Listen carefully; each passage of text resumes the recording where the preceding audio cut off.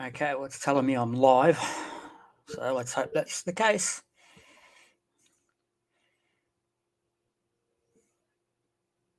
So if anybody wants to jump in and join me, you're welcome to do so. I'll work out how to do that, but we can work it out.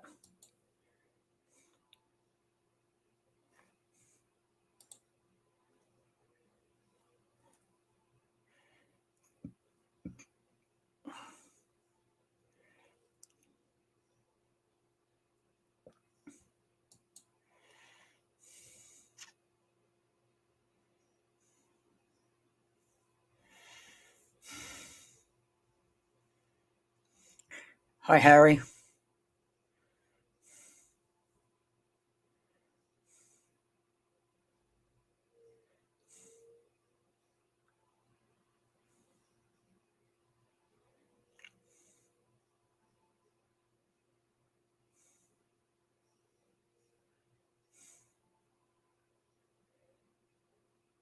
Hopefully some of the others will join in a moment.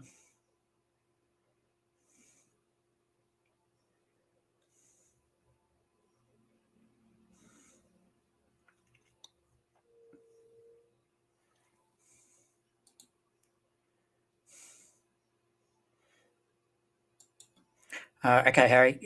What I'm planning on doing is taking an image sequence I shot the other day of the flyover in North Melbourne, and converting that into a video. I'm hoping Jamie will jump over for this one because that's something he's going to need to learn to do very soon, hopefully. He'll join.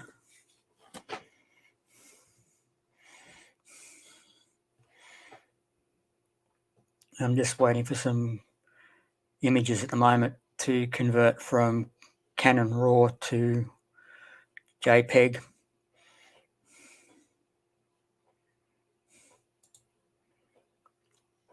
So that's going to take a little bit.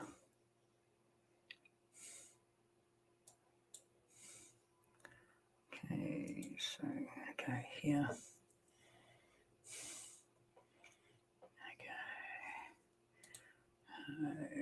Could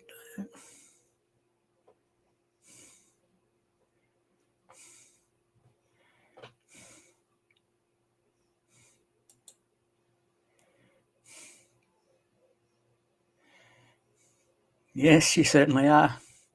First.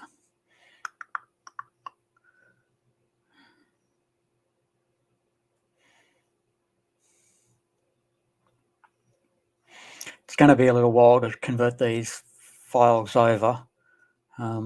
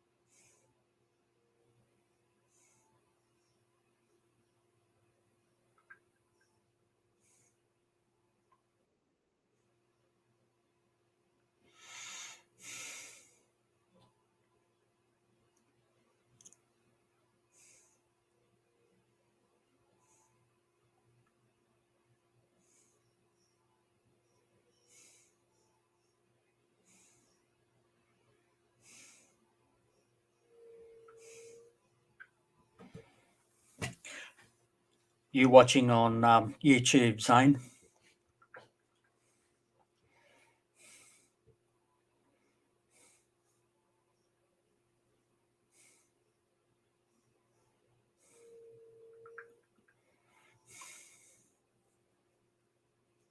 Cool.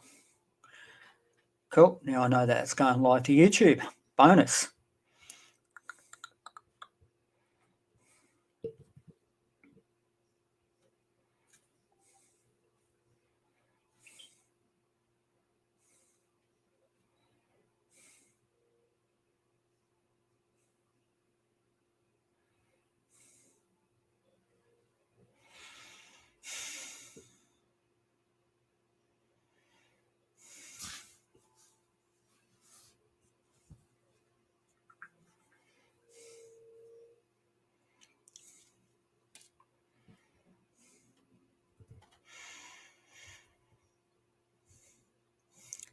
So any of you want to jump in and come on live stream, you're welcome to. I'd appreciate the test, see if that actually works. As this is the first time I've used this particular program.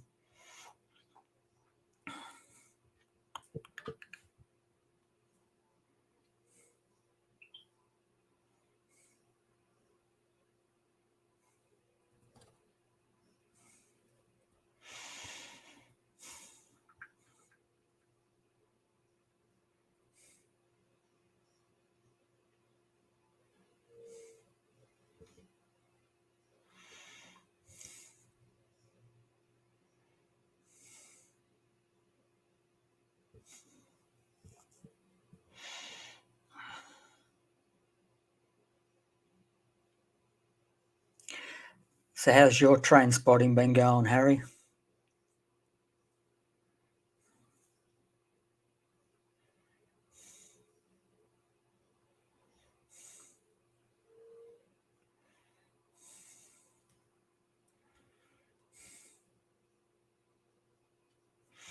Now let me check those files.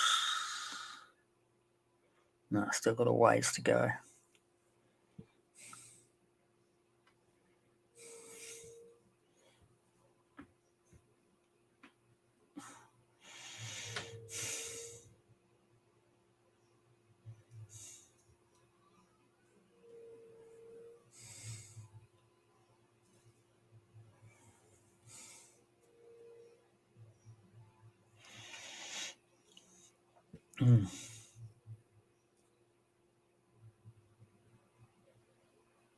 Okay, so what's something else we can do in the meantime before those files have converted over? It's going to be a little bit.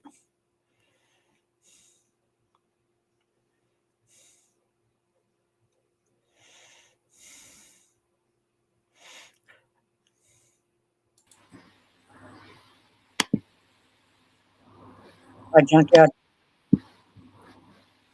Hello.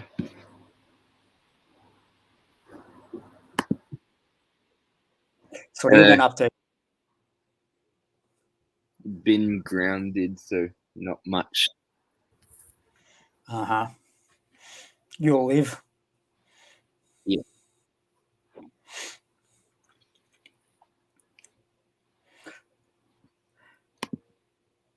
So what are your thoughts on that little project you're working on with the number plates? It's in. I like it.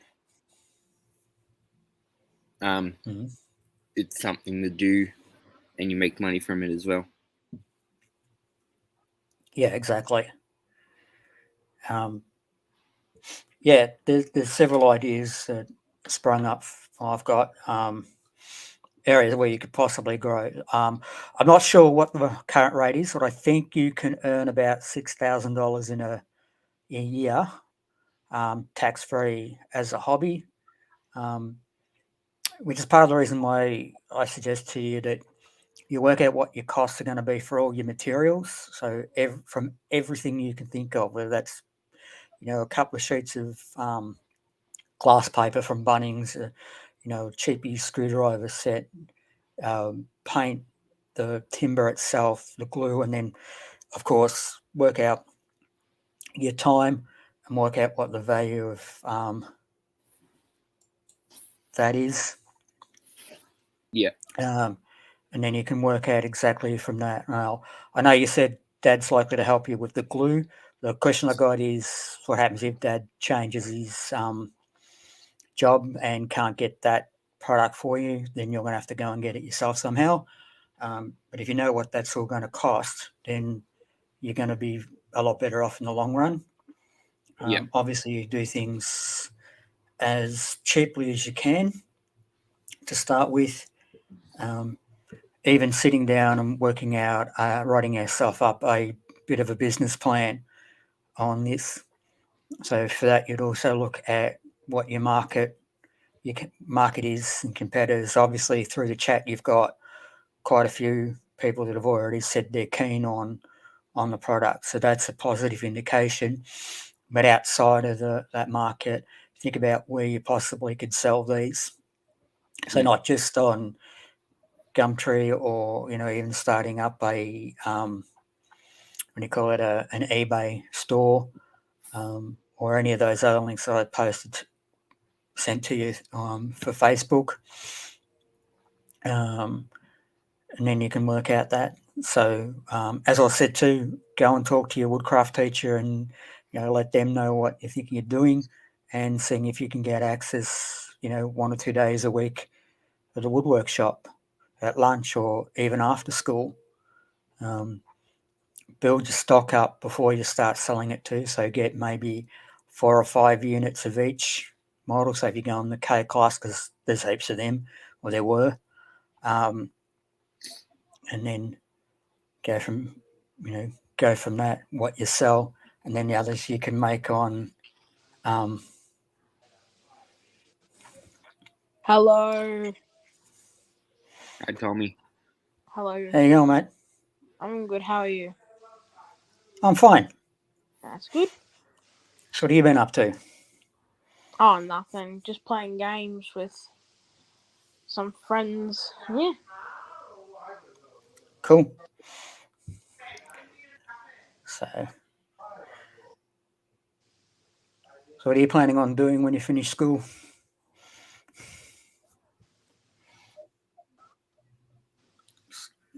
Got a drink. So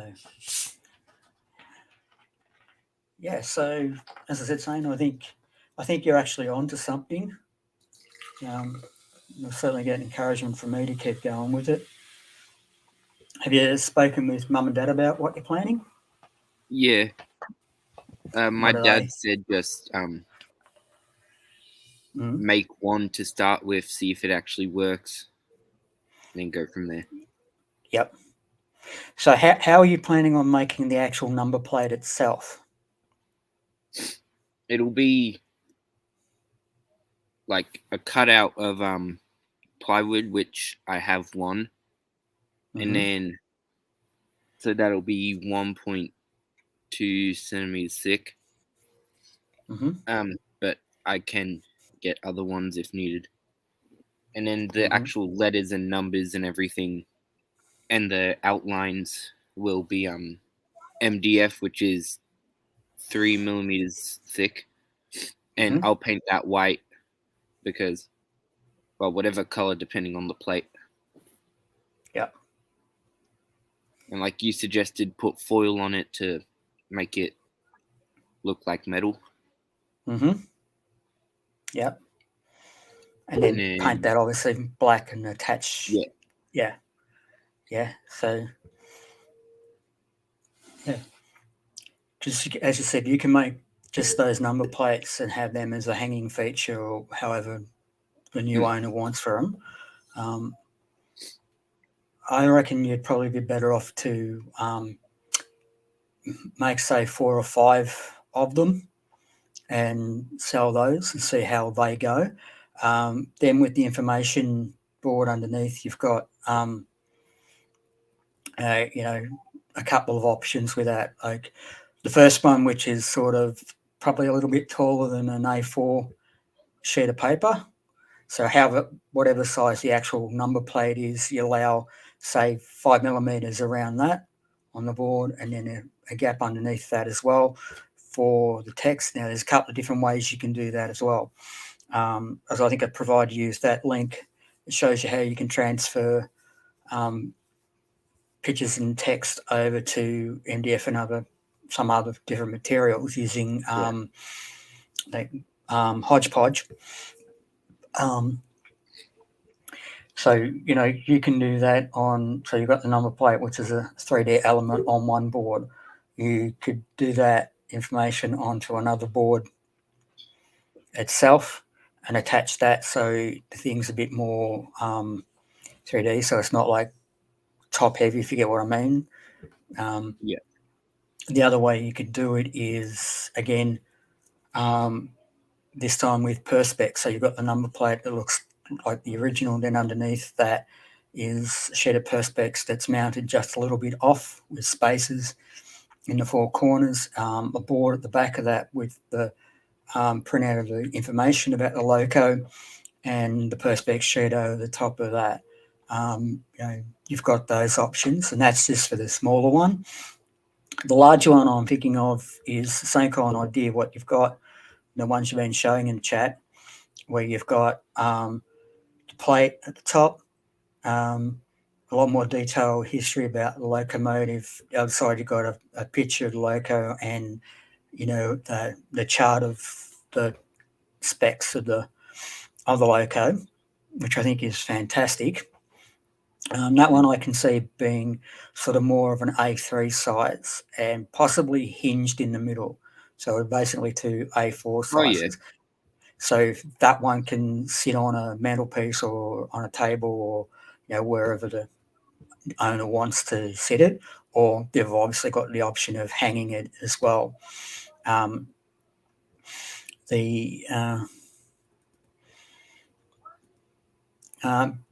I'll be sharing the screen in a little bit.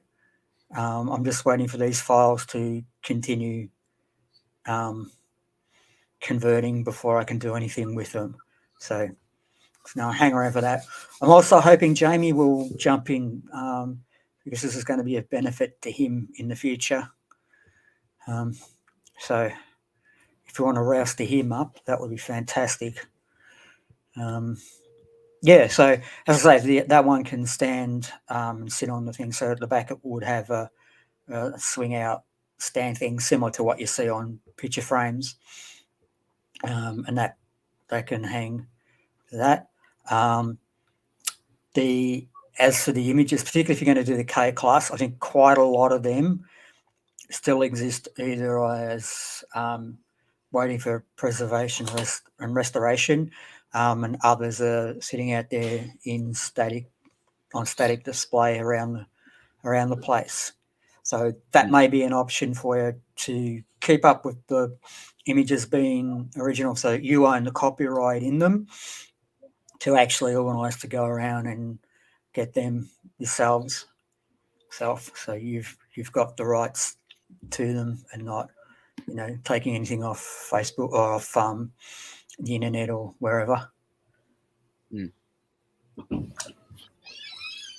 Hold on, I'm just gonna get my charger. Okay.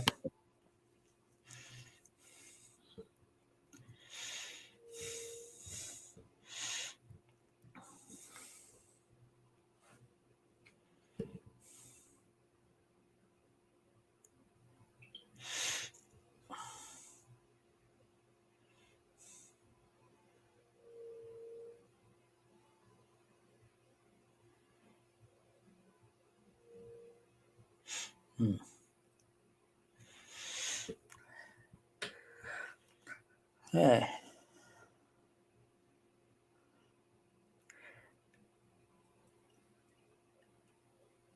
So is there anything special happening over your way, Harry, as far as trains go?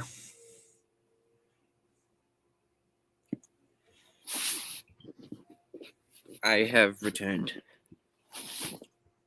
Cool. So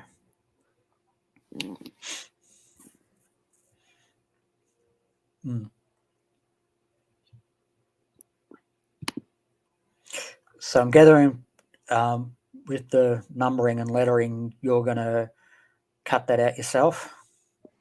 Yeah. Yeah. I need to buy a coping saw to do that. Well, coping saw would be ideal. Mm-hmm.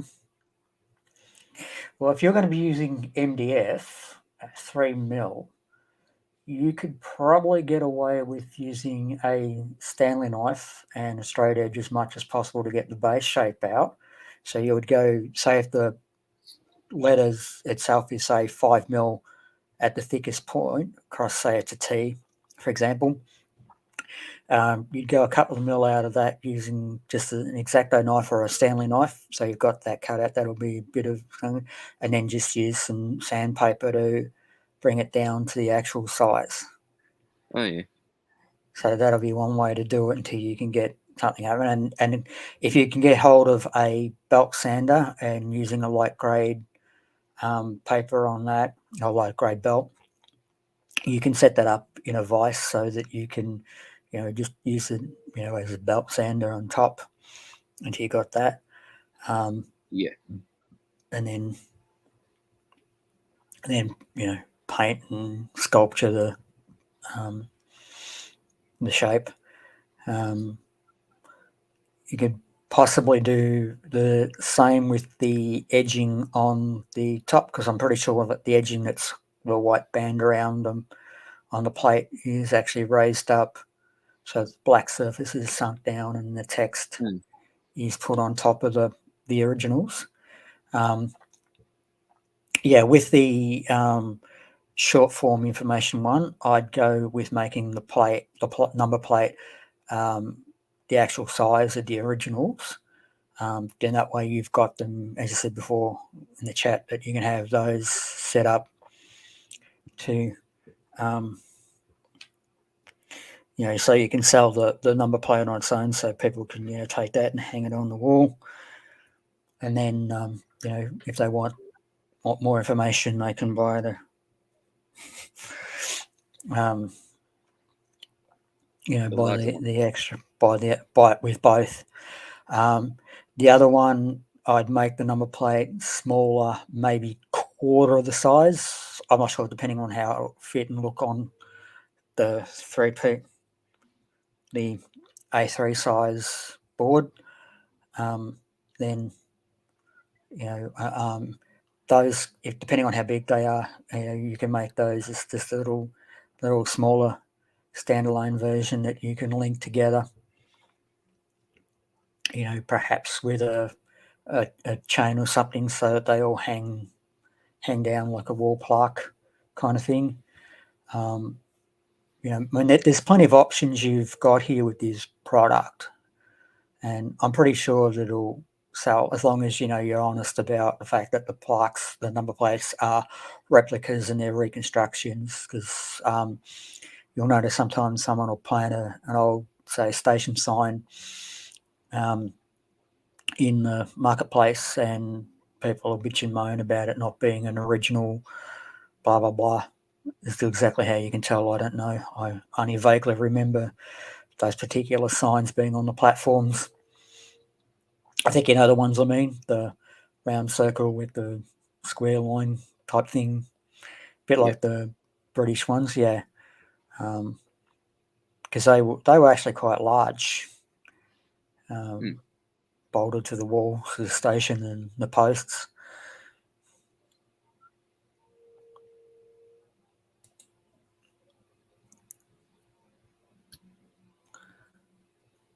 We're currently finishing a photo 291 out of 871, Harry.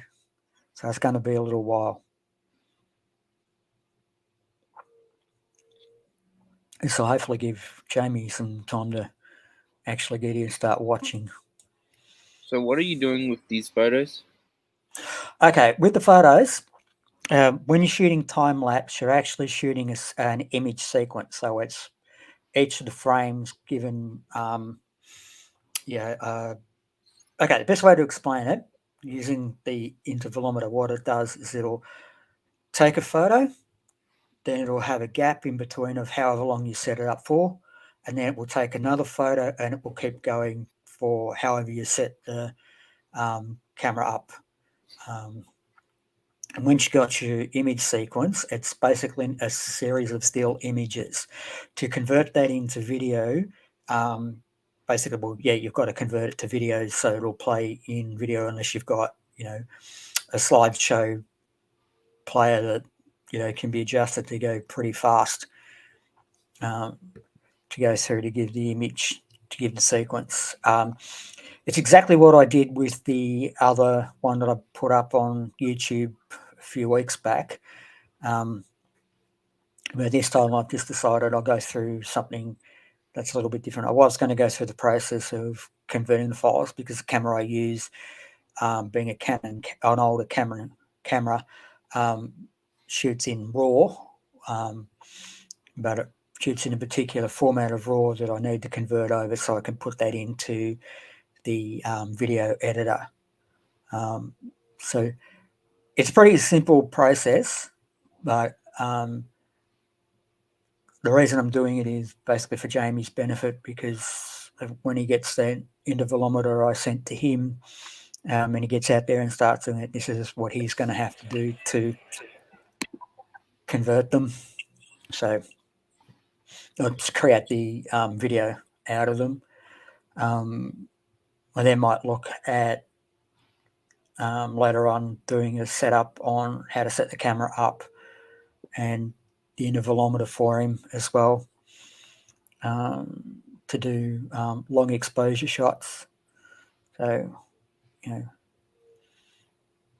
because unfortunately he wasn't in town when I was.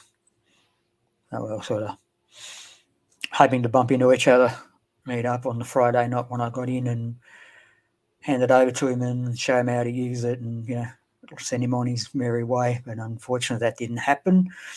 He had family stuff on, so just fair enough. So I bumped into Josh, and he's got it and supposed to be going to give it to him, well, this weekend. So we'll see.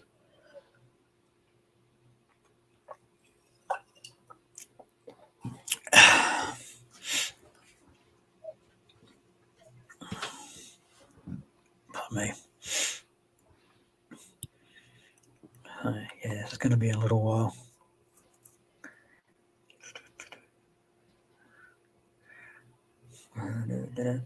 So what video editor do you use? On my phone, it's called CapCut. Mm-hmm. It's like not designed for large videos, but it does all right for me. Mm-hmm. Yeah.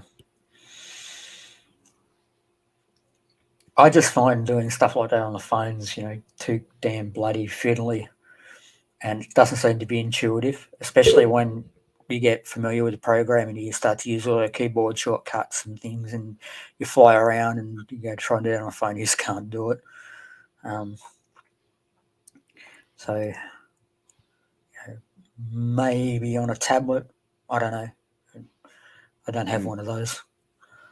Well, I've never edited on computer or laptop, so it's really the only thing I know. Yeah, well, that's fair enough. And then you don't have to send the videos and stuff to your computer. Yeah, there is that. The downside to that is if you ever lose the bloody phone, you're stuffed. You've lost all that work. Which is why one of the first things I do is, as soon as I get home, is transfer all the camera data over to the PC. That way I've got it. I leave it on the SD card as well. If I can, I'll get a new SD card when I go out and do some more work.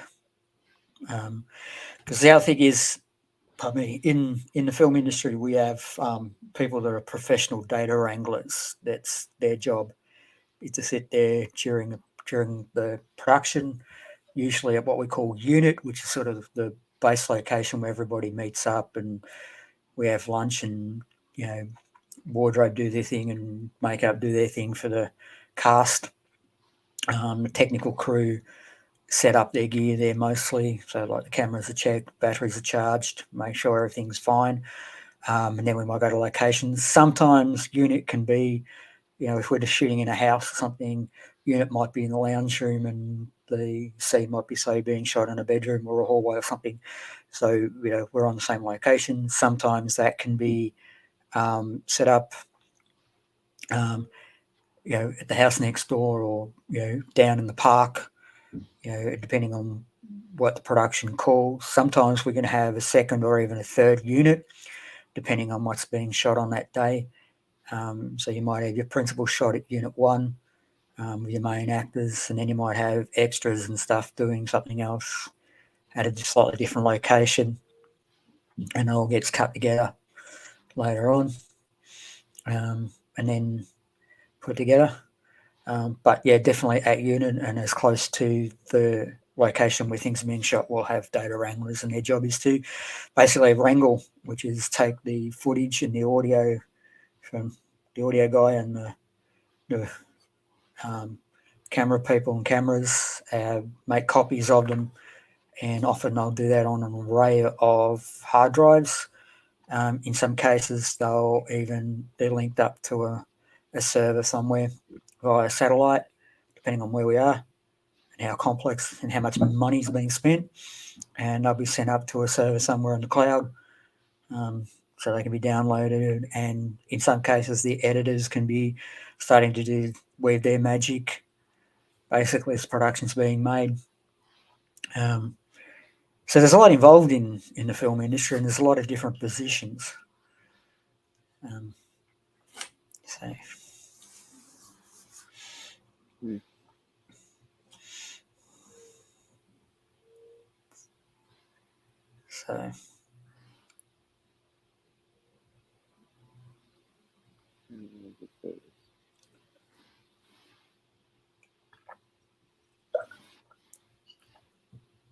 So what are your plans with your channel and your videos? Well, the Ballarat Steam Weekend's coming up next weekend. Yep. Which I'm taking Friday off school to chase it to Ballarat, hopefully with Jamie. And then there's the shuttles, and which I'm only going for one day because it's the same on both days, and then it's the transfer back. So it should be a good weekend. It is that. Then I still have a few videos from a while ago I need to upload, like the S307 Return to Seymour video, the Wizardry Express Part 2, and the Greenlander Part 2.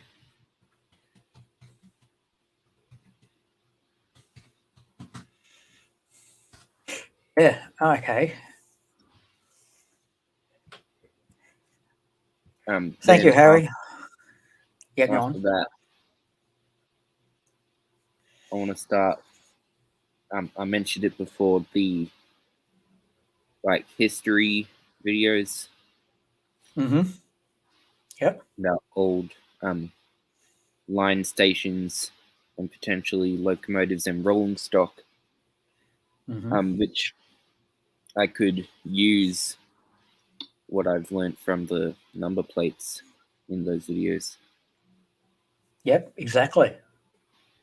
As I think I pointed out before, if you can manage to track down a copy of the book, bloody cool of it, Victorian Railways up to 62, I think it is. There's a lot of history in that. It details each of the major lines open up after Vic Rail took over them, and then up until 1962, when Vic Rail sort of dwindled off and things changed, which is a bit of a shame. I think my personal view is that public transport should be exactly that, in the hands of the public, and that is owned by the state, practically owned by you and me.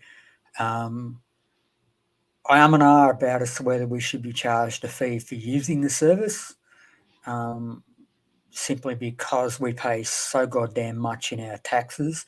And I think also if we use public transport was a lot more than what it is, it was available a lot more, meaning that, a lot more people can use buses if buses are what are needed, trains and trams, etc.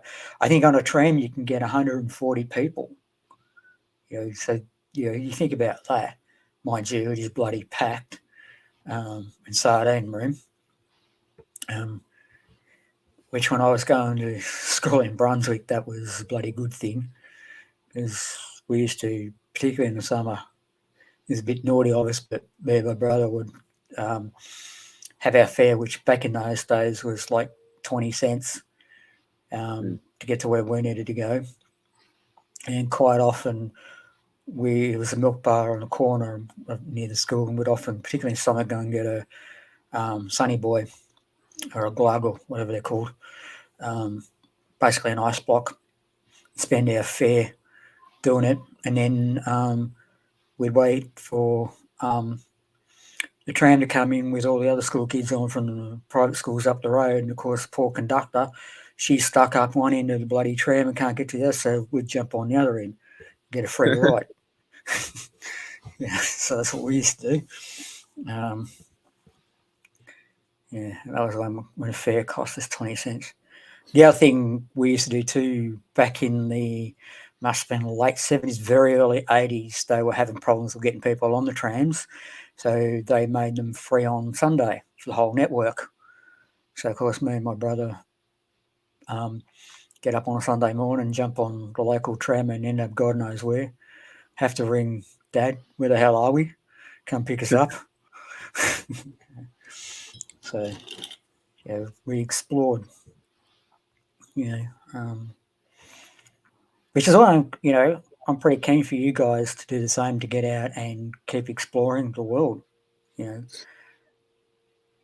think too many young people sit at home in front of a bloody computer all weekend, and they don't seem to see that there's a whole world out there. Yeah. Harry, we're roughly about 435 of the 871. So still going to be a little bit. So what, I think I've asked you before, but what format are you looking at doing with these history videos?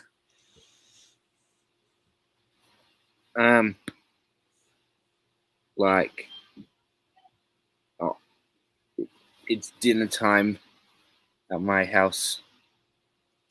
All right. So I'll probably have to leave, but once I'm done, I'll come back. Yep. I might close this one down and see how that went on YouTube, and then I'll start another one in roughly, what do you reckon, half hour or so? Yeah, that should be good. All right, mate. All right, Harry, I'm going to shut this down in a little bit, but you're welcome to come back in probably about half an hour, okay? Yep. All right. Talk to you again soon. Yeah, bye.